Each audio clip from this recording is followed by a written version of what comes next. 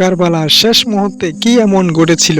কারবালার ফখরোদে যখন তৃষ্ণায় শিশুদের ঠোঁট শুকিয়ে যাচ্ছিল, তখনও একজন মানুষ সত্যর পথ ছাড়তে রাজি হননি।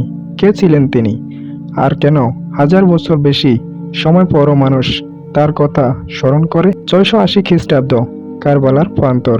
হোসেন বিন আলী এবং তার অল্প সংখ্যক সঙ্গীরা চারদিক থেকে অবরুদ্ধ। প্রচণ্ড গরম, পানির পথ বন্ধ, শিশুদের কান্না আর তৃষ্ণায় শিবির জুড়ে ছড়িয়ে পড়েছে। কিন্তু তবুও হুসেন বিন আলী অন্যের কাছে মাথা নত করতে অস্বীকার করেন। বর্ণনা অনুযায়ী তার সঙ্গীরা একে একে শহীদ হতে থাকেন।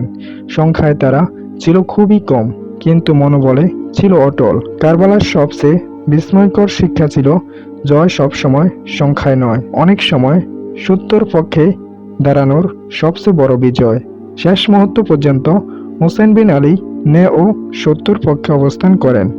আর সেই কারণেই কারবালার ঘটনা শুধু একটি যুদ্ধের ইতিহাস নয়, এটি ন্যায়, ত্যাগ ও আদেশের প্রতীক হয়ে আছে। কারবালা আমাদের শেখায়, সত্যর পথে মানুষ একা হয়ে যেতে পারে, কিন্তু সত্য কখনো একা হয় না।